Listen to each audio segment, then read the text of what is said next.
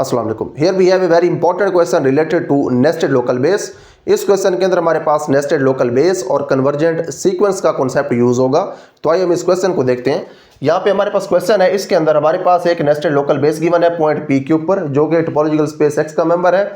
उसके बाद इस नेस्टेड लोकल बेस की हेल्प से हमने एक सीक्वेंस इस तरह से बनाया है कि हमारे पास इस सीक्वेंस के जो पॉइंट्स हैं वो इस तरह से है कि जो पहला पॉइंट है सीक्वेंस का A1 वो पहले मेंबर में से है, दूसरा पॉइंट नेस्टेड लोकल बेस के दूसरे मेंबर में से है, और जो तीसरा पॉइंट होगा यहाँ पे वो नेस्टेड लोकल बेस के तीसरे मेंबर में से होगा। और उसके बाद हमने ये शो करना है कि ये हमारे पास जो सीक्वेंस है इसके बारे में लिखा हुआ है show that this sequence converges to P. अब ये पी को क्यों कन्वर्ज करे, पी की क्या सिग्निफिकेंस है, यहाँ पे पी की ये सिग्निफिकेंस है कि हमारे पास जो नेस्टेड लोकल बेस है ये पॉइंट पी के ऊपर है और हमने इसी नेस्टेड लोकल बेस में से सीक्वेंस बनाया है और हमने ये शो करना है कि हमने जिस पॉइंट की नेस्टेड लोकल बेस में से वो सीक्वेंस बनाया है वो सीक्वेंस उसी पॉइंट को कन्वर्ज करता है, यानी कि वो पी को कन्वर्ज करता है।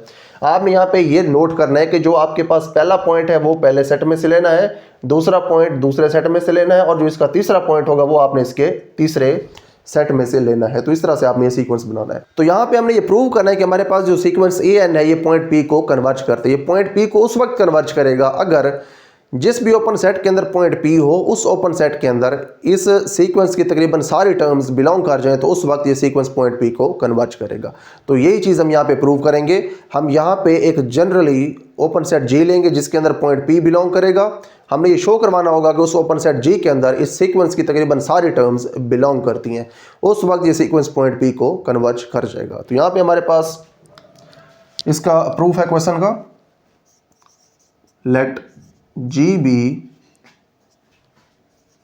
an open set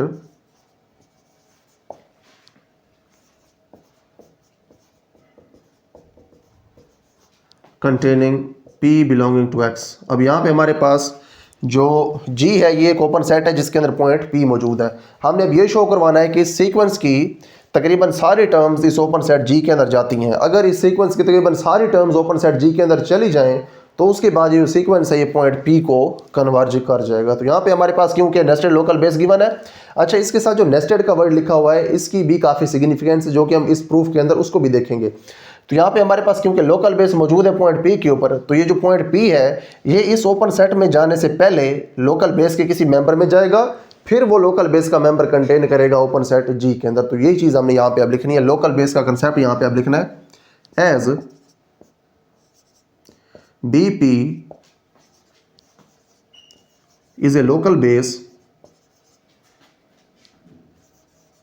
at P belonging to X, so there exists a BM belonging to local base BP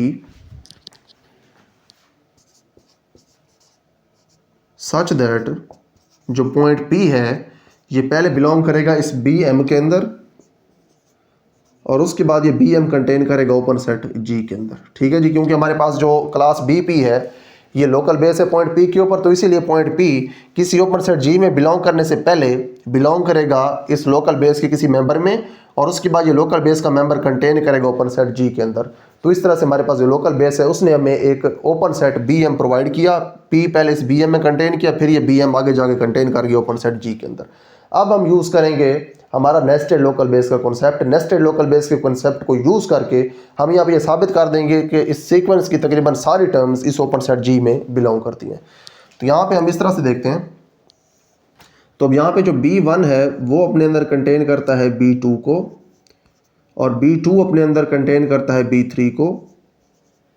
इसी तरह से B4 जो है वो अपने अंदर B5 को कंटेन करेगा और उसके बाद हमारे पास ये BM भी है जो कि यहाँ पे हमने यूज़ किया है। BM भी यहीं कहीं होगा क्योंकि वो इसी क्लास का मेंबर है, तो वो यहीं कहीं होगा। जो BM है वो B1 भी हो सकता है, B2 भी हो सकता है, B3 भी हो सकता है, depending upon the open set जो कि हम ले रहे हैं पॉइंट P के लिए।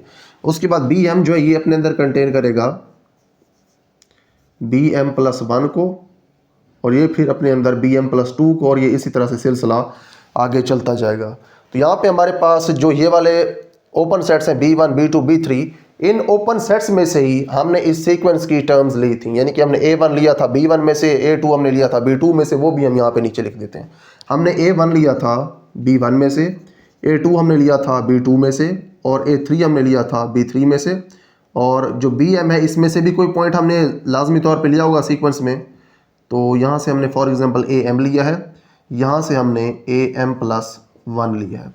तो यहाँ पे हमारे पास जो बी वन है ये इन बाकी तमाम ओपन सेट्स को अपने अंदर कंटेन कर रहा है, और इसी तरह से ये जो बी वन है इसके अंदर ये सारे पॉइंट्स भी कंटेन करेंगे, क्योंकि ये सारे ओपन सेट्स इसमें कंटेन कर रहे हैं।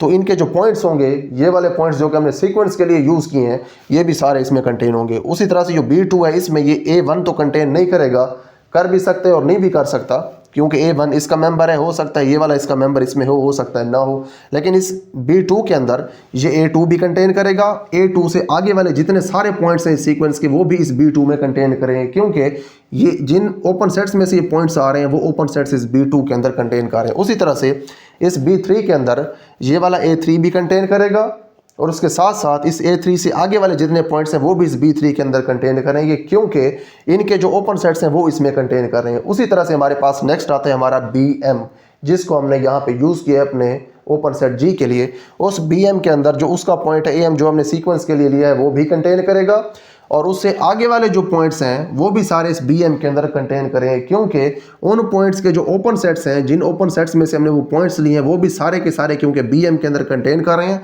तो इसीलिए AM और AM से अगले जितने भी पॉइंट्स हैं वो सारे के सारे BM में कंटेन करेंगे। देखिए ये पॉइंट्स किस तरह के हैं, ये इस तरह के पॉइंट्स हैं जिनके ये वाले जो सबस्क्रिप्ट्स हैं ये M से बड़े हैं। यहाँ पे हमारे पास पहला जो पॉइंट है वो AM है जो कि BM में जाएगा, अगला पॉइंट है AM प्लस 1, उससे अगला पॉइंट होगा AM प्लस 2। इसका मतलब ये हुआ कि जो इनके सबस्क्रिप्ट्स हैं अगर इनको आप N से डिनोट कर दें, जब N ग्रेटर होता है M से, तो उसके बाद जितने भी AN हैं ये सारे के सारे चले जाते हैं ओपन सेट BM के अंदर। ठीक है जी, इसी चीज़ को हमने यहाँ पे अब इस अपने प्रूफ के अंदर यूज़ करना है। इसको दोबारा देख लें कि जो AM है ये इस BM का मेंबर है, AM तो इसमें लाजमी तौर पे कंटेन करेगा, जो अगले पॉइंट्स हैं वो सारे के सारे भी इस BM के अंदर कंटेन करेंगे, क्योंकि वो जिन ओपन सेट्स में से हमने लिए हैं वो सारे ओपन सेट्स BM में कंटेन कर रहे हैं। जो इसे अगले हमारे पॉइंट्स हैं उनके हमने सबस्क्रिप्ट्स इस M से एक एक करके बढ़ा दिए हैं, यानी कि इससे अगला M1 है, उससे अगला M2 है, उससे अगला M3 है। तो जिनके सबस्क्रिप्ट्स इस AM के सब्सक्रिप्ट से बड़े हैं जिन पॉइंट्स के, वो सारे पॉइंट्स कंटेन कर रहे हैं अब BM के अंदर। ठीक है, जो इससे छोटे हैं जिनके सब्सक्रिप्ट्स, यानी कि N जब M से छोटा है तो हमारे पास कोई गारंटी नहीं है कि ये पॉइंट्स इस BM में कंटेन होंगे या नहीं, लेकिन जैसे ही हमारे पास N M से बड़ा होगा, यानी कि आपके जो पॉइंट्स हैं ये इस साइड के ऊपर जाएंगे, M से ग्रेटर होगा सब्सक्रिप्ट, तो सारे के सारे जो पॉइंट्स होंगे वो इस BM के अंदर कंटेन करेंगे। जब इस BM के अंदर कंटेन करेंगे और BM आगे G के अंदर कंटेन कर रहा है, तो ये सारे के सारे पॉइंट्स ओपन सेट G में भी तो कंटेन करेंगे। अब यही चीज़ हमने यहाँ पे लिखनी है। This implies that AM belongs to BM, और जो BM है ये आगे G में कंटेन कर रहा है। देखें जो AM है ये इस BM का ही पॉइंट है, जो हमने BM से लिया था वो भी BM में कंटेन करेगा, और BM आगे इसमें कंटेन करे, तो इसका मतलब ये हुआ कि जो AM है ये BM में और BM G में, तो फिर AM कंटेन करेगा ओपन सेट G के अंदर। जब AM G के अंदर कंटेन कर रहा है या फिर BM के अंदर कंटेन कर रहा है, तो हमने यहाँ पे ये साबित किया है कि जब सबस्क्रिप्ट M से बड़ा होता है, N M से बड़ा होता है, तो उस वक्त ये जितने भी पॉइंट्स AN है, ये सीक्वेंस की जो टर्म्स हैं वो सारी की सारी इस BM में कंटेन होती हैं। तो ये चीज़ हमने अब यहाँ पे लिखनी है। अब ये चीज़ हमने देखें साबित किस तरह से की थी। ये हमने साबित इस तरह से की थी कि हमारे पास जो लोकल बेस है वो नेस्टेड है, यानी कि B1 कंटेन करता है B2 को, B2 कंटेन करता है B3 को, इस तरह से जो BM है ये कंटेन करता है BM प्लस 1 को, आगे आने वाले सारे ओपन सेट्स को BM अपने अंदर कंटेन करता है। इस फैक्ट को यूज़ करके हमने ये कहा है कि सारे के सारे जो पॉइंट्स हैं AN ये BM में कंटेन करते हैं, क्योंकि जो क्लास है ये एक नेस्टेड क्लास है, local base, nested local base है।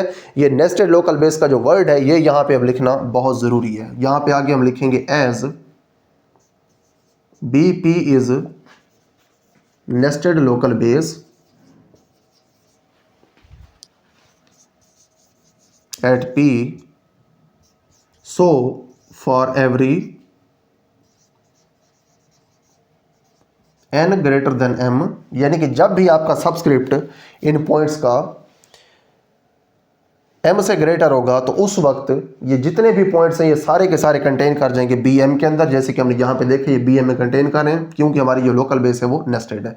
क्योंकि हमारी लोकल बेस नेस्टेड है तो इसलिए for every N greater than M, AN belongs to BM and B M is contained in G. जितने भी ए एन है हमारे यानी कि सीक्वेंस की टर्म्स हैं वो सारी की सारी इस बी एम में कंटेन करेंगी, लेकिन हमारा जो बी एम है ये कंटेन करता है ओपन सेट जी के अंदर, तो इसलिए हम यहाँ पे लिख सकते हैं this implies that a n belongs to open set G for almost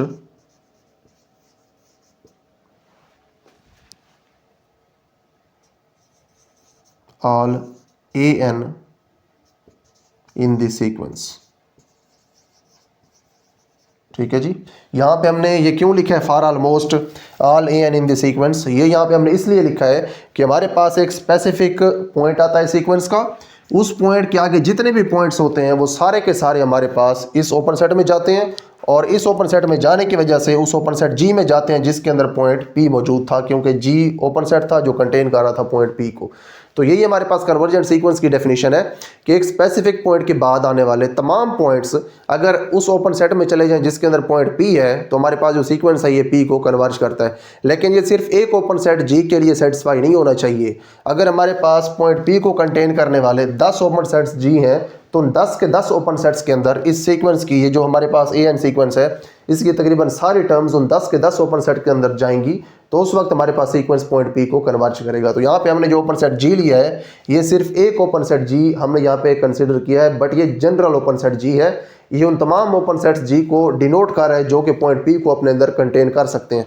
तो इस पूरे प्रोसीजर का मतलब ये है कि हमारे पास पॉइंट पी को कंटेन करने वाला कोई भी ओपन सेट जी होगा तो हर ओपन सेट जी के लिए इस सीक्वेंस की तकरीबन सारी टर्म्स उस ओपन सेट में चली जाएंगी, तो इसलिए ये पॉइंट पी को सीक्वेंस कन्वर्ज कर जाएगा। तो यहाँ पे हमारे पास ये प्रूफ कंप्लीट हो गया है। इसके अंदर हमने नेस्टेड लोकल बेस का कंसेप्ट यूज़ किया है और इसके साथ साथ हमने कन्वर्जेंट सीक्वेंस का भी कंसेप्ट यूज़ किया है।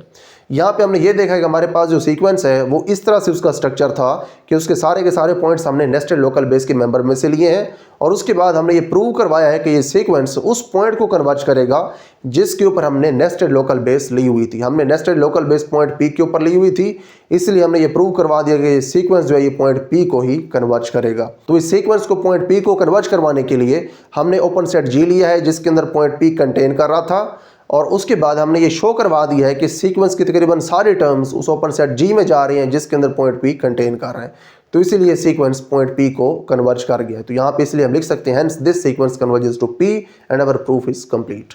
तो यहाँ पे हम नीचे लिख देते हैं hence prove that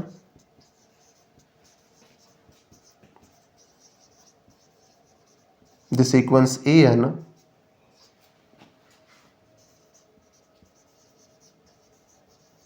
converges to p। तो यहाँ पे अभी प्रूव हो गया कि हमारे पास जो सीक्वेंस है ना ये पॉइंट पी को कन्वर्ज करता है। यहाँ पे आपने बस ये पॉइंट याद रखना, ये पॉइंट काफ़ी इंपॉर्टेंट है कि आपके पास जो नेस्टेड लोकल बेस है जिस पॉइंट के ऊपर एग्जिस्ट कर रही है आपका जो सीक्वेंस है ये उसी पॉइंट को कन्वर्ज करेगा। ठीक है, नेस्टेड लोकल बेस पी के ऊपर थी तो आपके पास जो नेस्टेड लोकल बेस के मेंबर्स के पॉइंट से मिलकर बनने वाला सीक्वेंस था ये उसी पॉइंट को कन्वर्ज किया जिसके ऊपर आपकी नेस्टेड लोकल बेस एग्जिस्ट कर रही थी। तो ये काफ़ी इंपॉर्टेंट क्वेश्चन था, कंप्लीट हो गया है। See you in the next video with some other very important topic in topology.